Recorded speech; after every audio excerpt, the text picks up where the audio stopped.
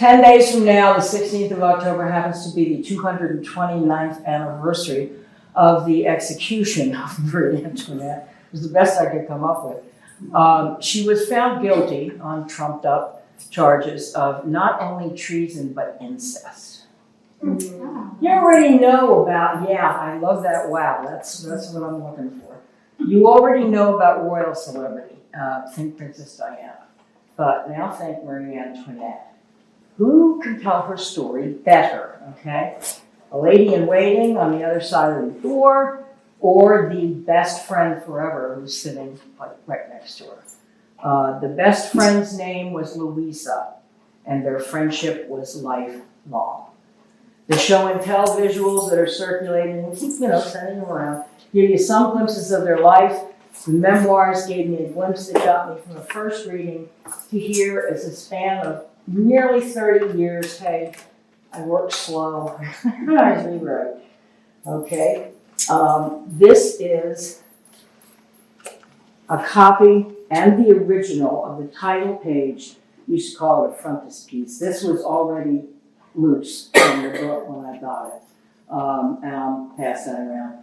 Of the English translation of these memoirs that were published in Ohio in English in 1901.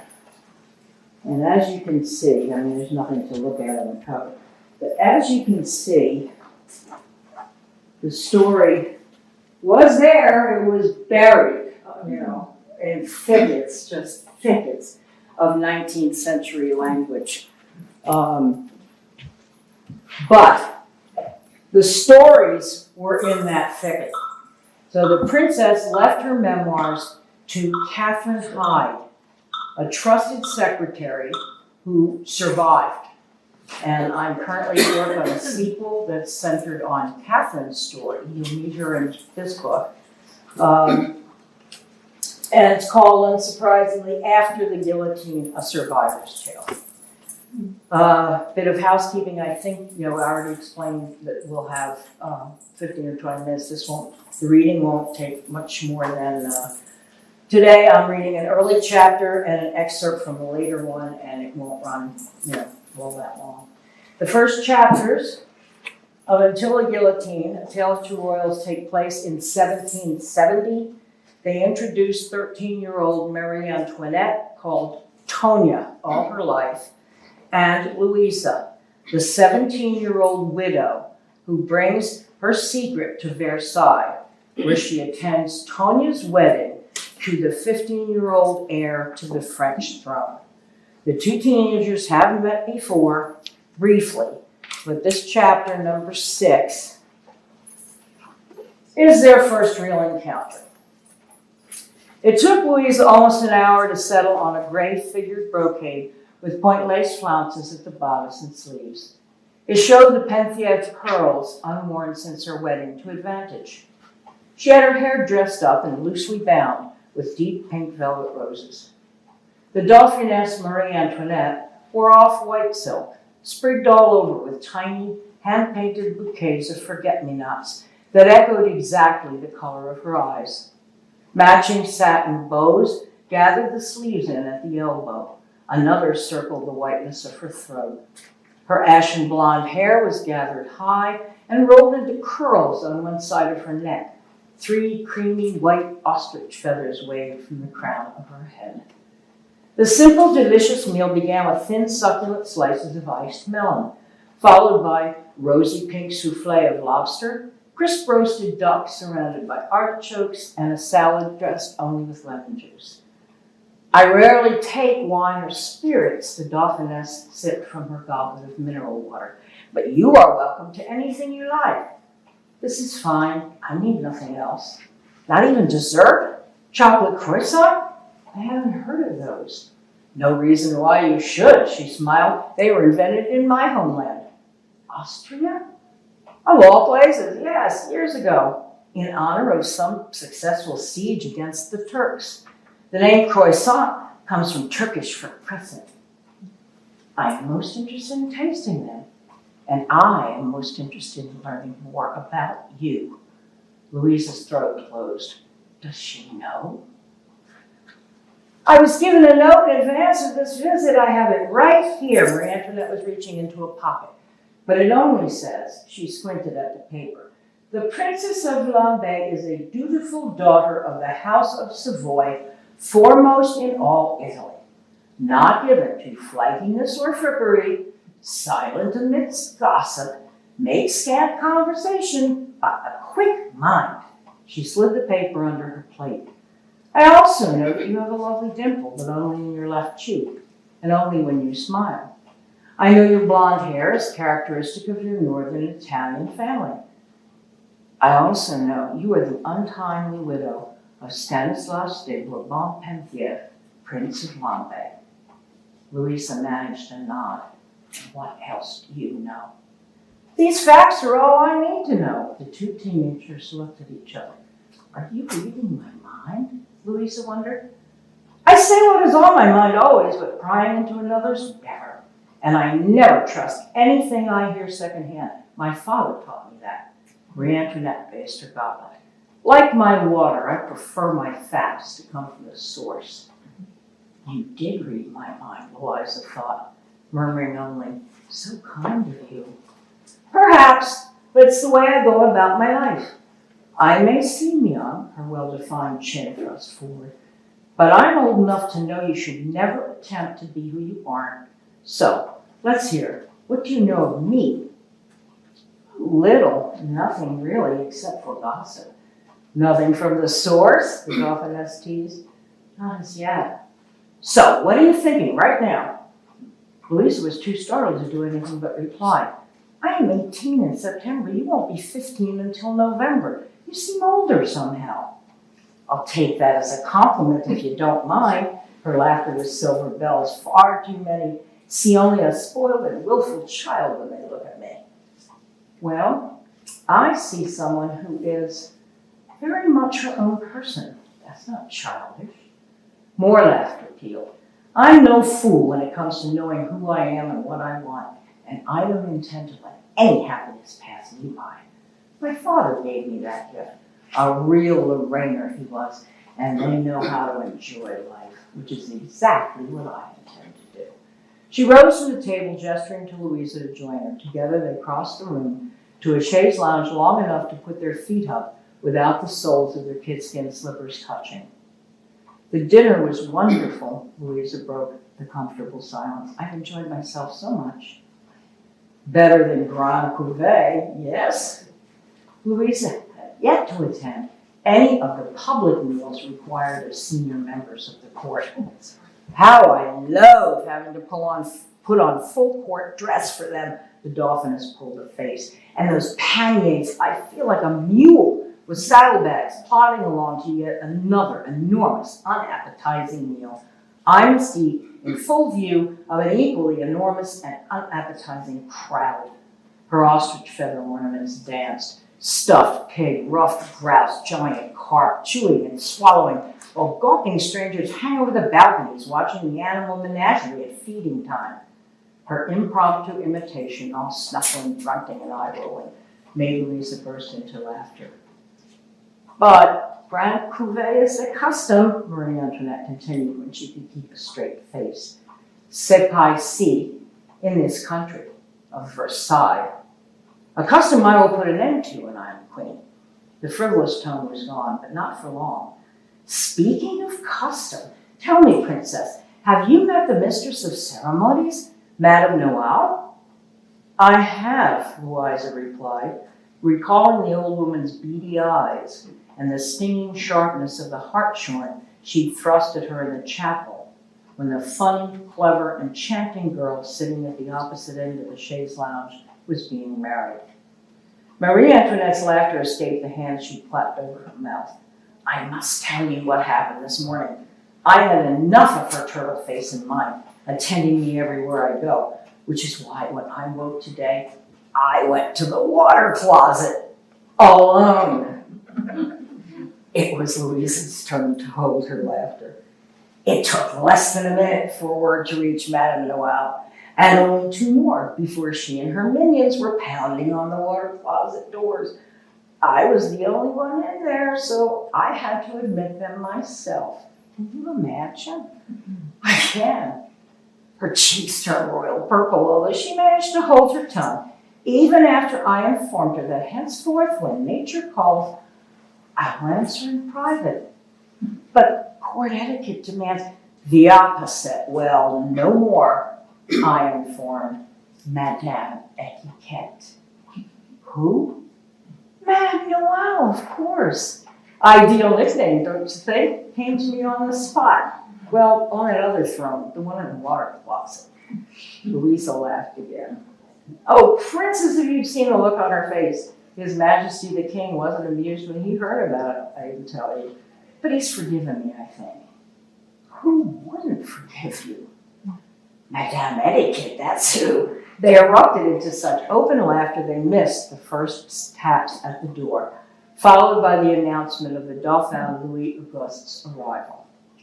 In the intimacy of the night-cozy room, Louisa was much more conscious of Louis Auguste's ponderousness. Broad as his shoulders and chest were, below the waist he was even broader, like a pear, Louisa thought guiltily. But he has a good, strong profile and a nice mouth. Greetings, husband, the Dauphiness called out. We were just discussing my mistress of ceremonies' devotion to, she caught Louisa's eye, my duties. He lowered his bulky frame onto the chair brought by his room servant, as another appeared with a small table, bearing a dish of what looked like chocolate croissants under a mound of whipped cream. He set to immediately, grunting slightly as he ate, unaware of the noise he made, oblivious to the two women still seated on the chaise lounge. They lowered their feet to the floor, looking first at him, then at each other, as they took some kind of measure before making a leap neither had made before. A bond forged and strengthened as they watched Monsieur le Dauphin, his face screwed up like a baby's, his tongue tunneling like a mole beneath his cheek as he sucked something out from between his teeth. With the last bite gone, he wet a finger and swept it along the plate's surface. Catching the last sugary morsels, he swallowed them, along with the sauternes in his wine glass. Heaving his chair back, he brushed at the crumbs on his vest. I'm going off to sleep now, he said pleasantly. Enjoy yourselves. Is it any wonder, his bride murmured as they watched the gilt-paneled doors close on the sight of his prominent rear end, that we are the butt of so many jokes? Louisa failed to stifle her gasp. Do I give offense, Princess? Her dinner companion asked. No, not at all. I was caught off guard by your openness. Does openness meet with your approval, Princess? It does, yes. Louisa paused before adding, I lacked your gift for it. The Dauphiness leaned closer. You possess other gifts, you know. I do? The gift of understanding without judgment. Louisa felt herself blush. You honor me. And deceiving? You gave me the gift of escape from pomp and protocols. Have I returned the favor? Yes. Oh, yes. I sense the need for more good times, the Dauphiness paused. We need to loosen that huge lump of sorrow stuck at your center. Laugh it loose, she suited action to her words. I will see you soon, Princess, and often. Louisa woke the following morning to the sight of a bedside tray bearing a crystal goblet of juice, freshly squeezed from the trees of Versailles' famed orangery, and a napkin cradling a croissant, still curling steam, split open and topped with a rosette of melting butter. The Meissen chocolate service was decorated with the Bourbon fleur-de-lis and the twined initials M.A. Beside it was the exquisite fan carved from a single piece of ivory Marie Antoinette had carried the night before. There was no note with the birthday gift, and no need for one.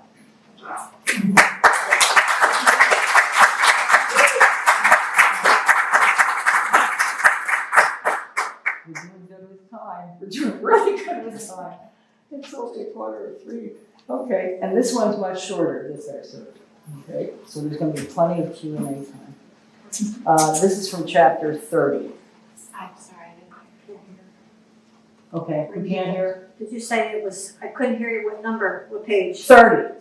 It's not, yeah, chapter 30. Chapter 30? Yeah, it's just the an excerpt Oh, from I chapter. couldn't hear you. Oh, okay. On June 18th, 1786, with Tanya heavily into her 8th month, this is 16 years after that chapter I just read, okay? 1786, they were married in 1770. She's heavily into her 8th month. Cardinal Rohan was acquitted of all charges and allegations against him. Days later, Madame Lamothe was found guilty of theft and not guilty of conspiracy. She was sentenced to a 3-year prison term.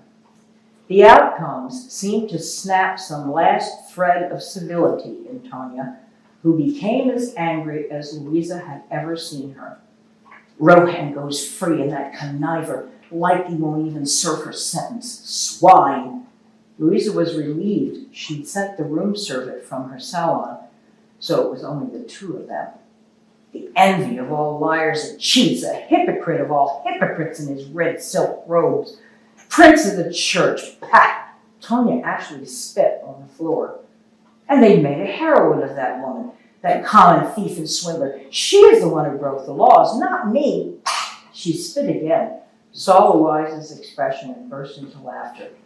Oh, wow. When I was my daughter's age, I expectorated was the polite term they used. I was encouraged and requested, never ordered, to refrain from such unbecoming behavior. Her shoulders shrugged. Never mind all my brother's spit. When I tell you Joseph was the worst, I know you'll believe me. Louisa had to laugh.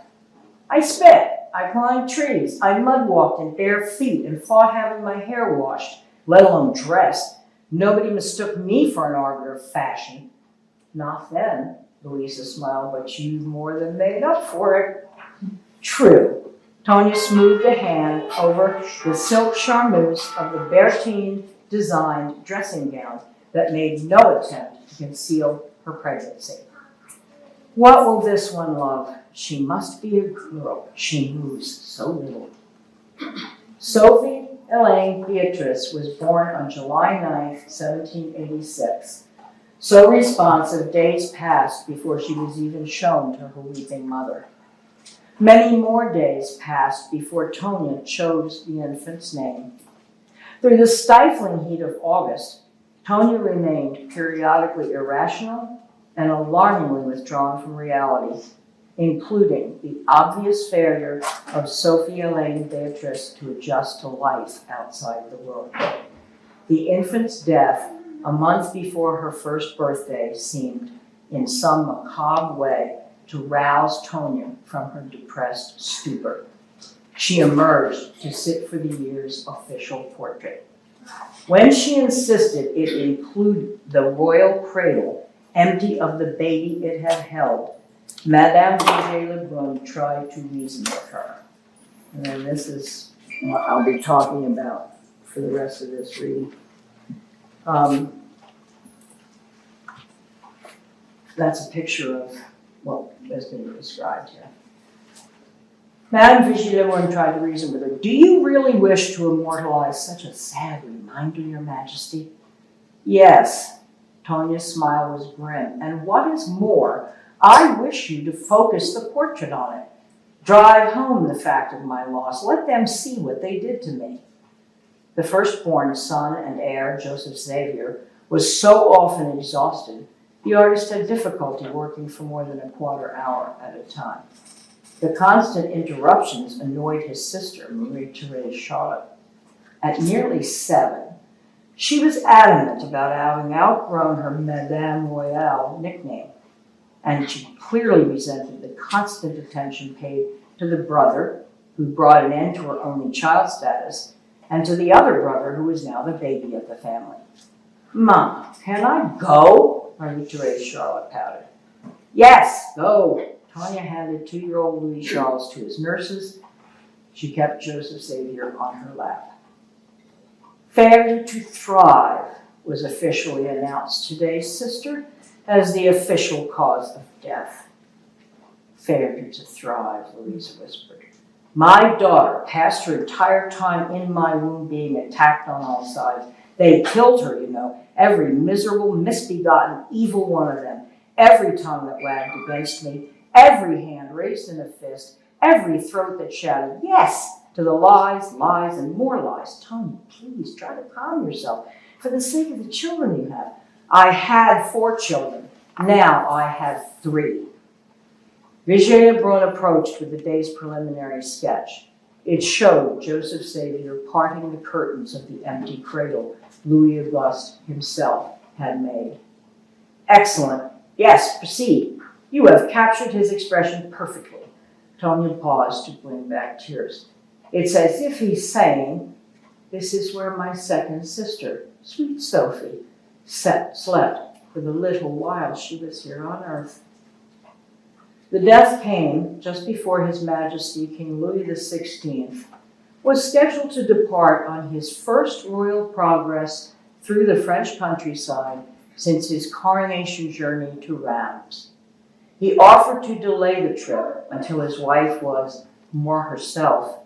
She refused the offer, seeing him off on his historic journey before she retreated to her inner apartments, cursing the vermin who'd hounded her in print and in the halls of Versailles until the strain took her daughter's life. Wow. That's it. That's a wrap.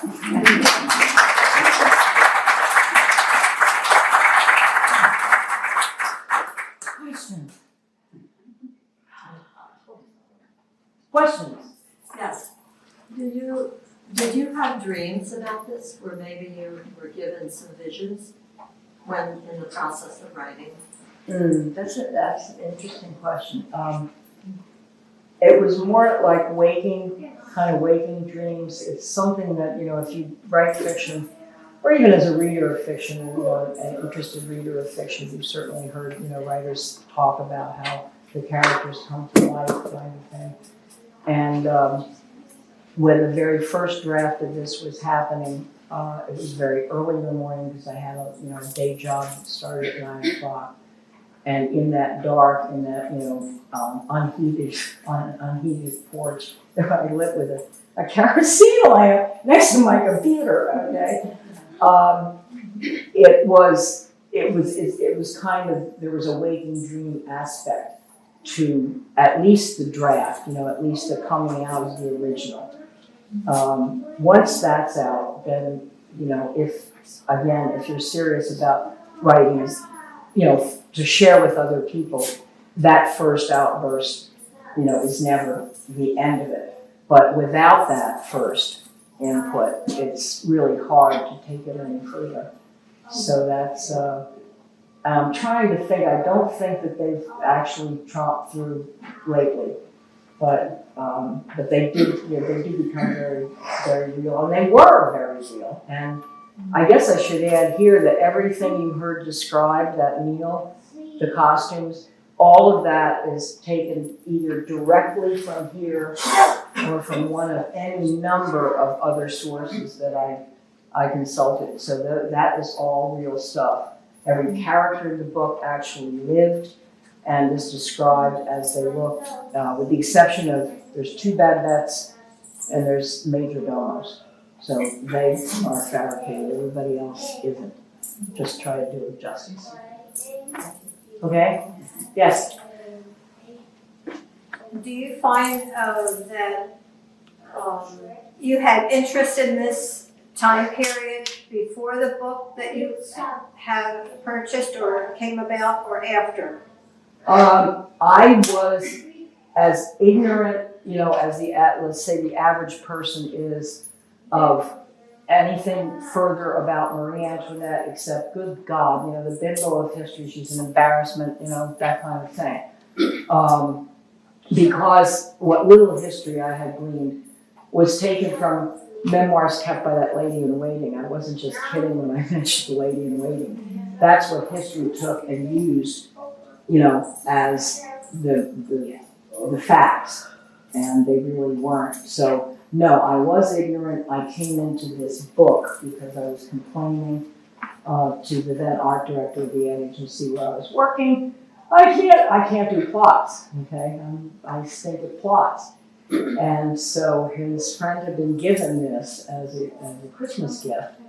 And so he said, why don't you look at this? There's a plot in there. And he was right. He was. What year was that book? 1901. 1901. Yeah, in Akron, Ohio. Public domain, etc. And there is, I had marked out, you want to hear author's introduction? A little bit from, or not? Yes. Okay. Well, all right, I'm going to read both paragraphs because the first one is a good example of the flowery thickets of 19th century language. Author's introduction, Secret Memoirs of the Royal Family of France. Author's introduction, this is Catherine Hyde speaking. I should consider it great presumption to intrude upon the public anything respecting myself. Were there any other way of establishing the authenticity of the facts and papers I am about to present? To the history of my own peculiar situation, amid the great events I record, which made me the depository of information and documents so important, I proceed, therefore, though reluctantly, without further preamble. So, I praise-seed this book. You know what a praise-seed is? Oh, Lordy. There's a lot left out. Okay, that's all I can tell you. In the title page of this work, I have stated that I was for many, and you saw that title page, I was for many years in the confidential service of the Princess Lambe, and that the most important materials which form my history have been derived not only from the conversations, but the private papers of my lamented patroness. It remains for me to show how I became acquainted with Her Highness, and by what means the papers I allude to came into my possession, and you will have to read the Survivor's Tale to get that whole story, okay? But it isn't very fleshed out. All I can tell you is it's not very fleshed out in here. So, there's a lot more plot creativity involved in that one. And then she goes on to say, certainly no one had a greater opportunity of knowing, she's talking about the princess, of knowing the real character of Marie Antoinette. She was an eyewitness to her conduct during the most brilliant and luxurious portion of her reign. She saw her from the meridian of her magnificence down to her dejection, to the depths of unparalleled misery. If the unfortunate queen had ever been guilty of the slightest of those glaring vices of which she was so generally accused, the princess must have been aware of them, and it was not in her nature to have remained the friend and advocate even unto death of one capable of depravity. So, yet not a breath of discord ever arose between them on that score. So you're pleased to know, I'm sure. She's not going to be as stuffy. Okay. She also is starting to speak. So, question? Anybody else? Yeah. Jean, can you tell me a little more about Catherine Hyde? When you said it, that name just popped out, but I can't remember. Why do I know it? I did discover not fairly recently that there is someone who has co-opted the name who's using some of this stuff on a website. I don't recommend it. I really don't. Catherine Hyde was really not known to history as far as I'm aware, except insofar as she's recorded by history as having been, the term wasn't secretary back then, it was amanuensis.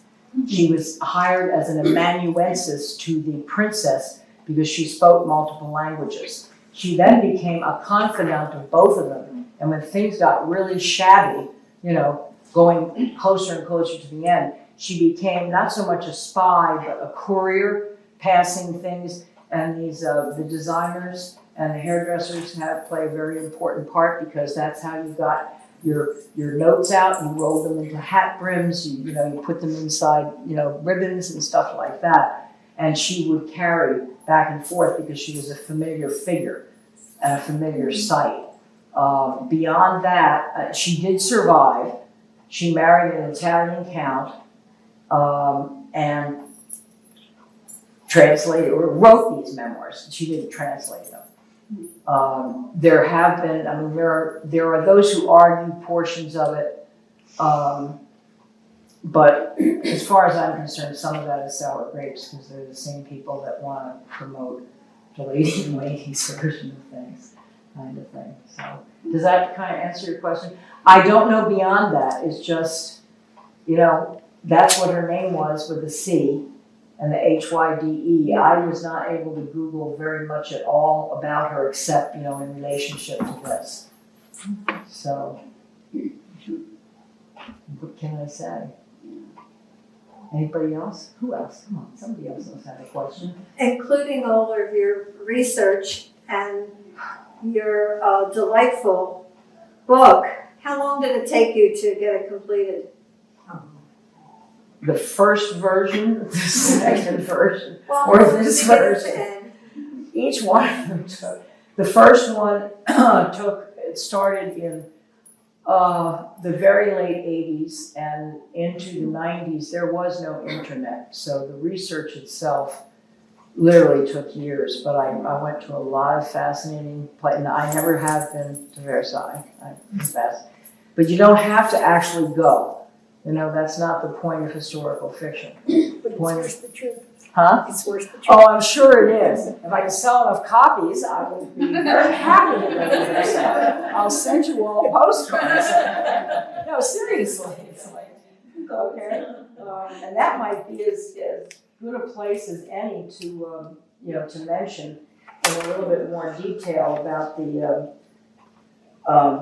you know, just to repeat that this book is available at events, obviously, and I hope that there will be more of them in time to come, because there's lots more places to read that are fun.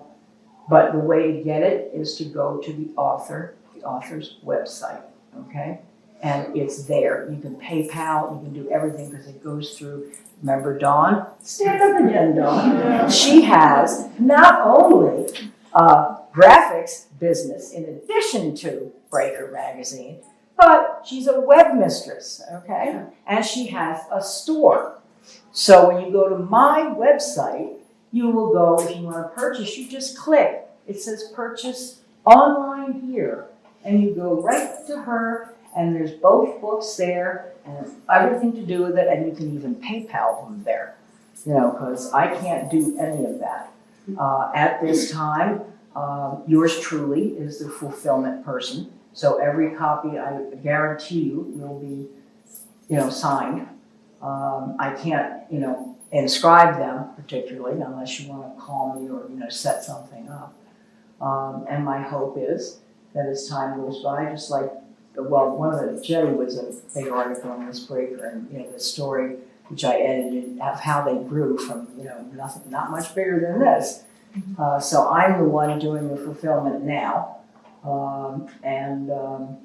If it grows to the, you know, enough, I would be looking to hire, you know, people to do the fulfillment. And we would even have it printed locally, except that the cost factor is still prohibitive locally. So Tennessee is where they're coming from. But everything else, the formatting, you know, everything to do with it is local. So I really felt strongly, you know, I'd like to experiment with keeping it local and see what happens. Okay? Yes? Jean, I just have to say that I loved reading this book, and what really amazes me is the detail of your descriptions. You really made me feel like I was there, and I was wondering, do you speak French? No. Oh my God. Do not speak French. I mean, And I apologize for like Reims, R-H-E-I-M-S. I don't know how you pronounce that. My guesses on Lambay and all that are honestly guesses. And it was very difficult pre-internet and even post to find things that had already been translated.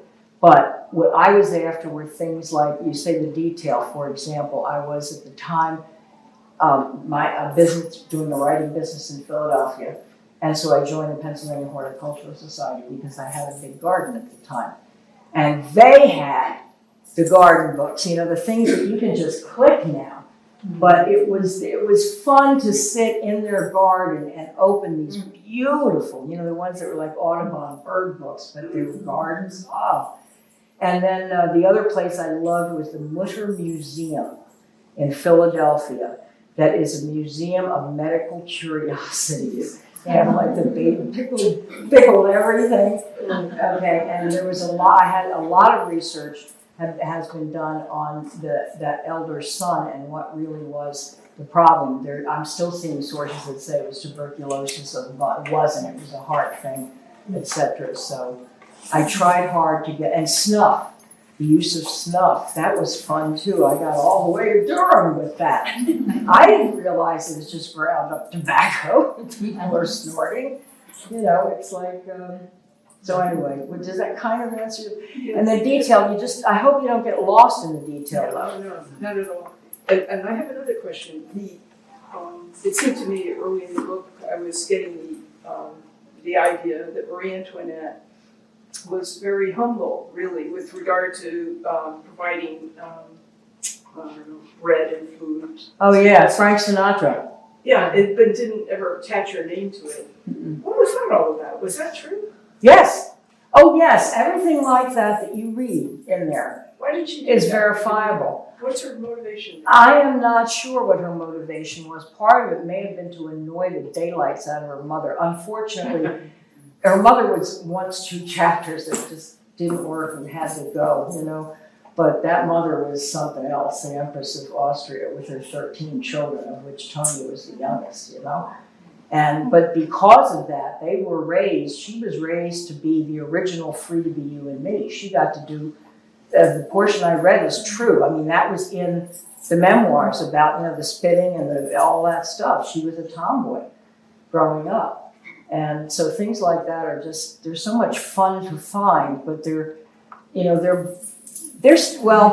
still buried to an extent. You still have to kind of, I appreciate the clarification of what let them eat cake really means. It's the cake from the bread. I mean, she was talking about food. yes. It's really. And that was, now, I did put, again, there are chunks of dialogue in there that actually appeared first in this book, in the source book. They had to be translated a little bit. That particular one was not in her mouth, but I did verify it. And that made the most sense to me if indeed she had been heard saying, because I kept thinking, well, how the heck could people have gotten so agitated about it? You know what I mean? Unless there was really a little something. And then my imagination took that leap saying, well, yeah, that's probably what it was, because the Rousseau thing, it was like, but that's history, isn't it? Yeah. Was there any connection between Teresa and Catherine of Russia? Yes. Russia, there was a great connection with France, with Russia, with Austria, off and on with Russia. Because family-wise. Yes, she married her kids to every single solitary European and, non-European countries. Was Catherine a daughter of hers, or? I don't know, but there's some relativity there. I honestly don't know top of head, but you're quite right. Because with the 13 kids, they were like, they were spread all over. Her favorite, and this is a quote that's, history has, lots of history books have this, is like, other nations make war, you happy Austria marry. And that was her thing, So to bring off the coup of the future, French king with Antoinette, regardless of the fact that, I don't make a big thing about it in the book, but Austria and France were at war frequently, and that contributed greatly to her ripping down from the pedestal at a certain point in time. And as far as her charities, I think it might have been just to get at her mother, because her mother was very big on making sure that everybody knew what Catherine, or Maria Teresa had done, like that kind of thing. But that was who she was. That was how she was wired, and that was what she preferred. She preferred drive the carriage standing up, throw snowballs, whatever it was that she felt she could do, she did. And that's what brought her down more than anything, because you can imagine the centuries of the mathematics, what they made of all that. So, what can I say? I got very fond of both of them during the course. Anybody else? No? Okay, thank you very much.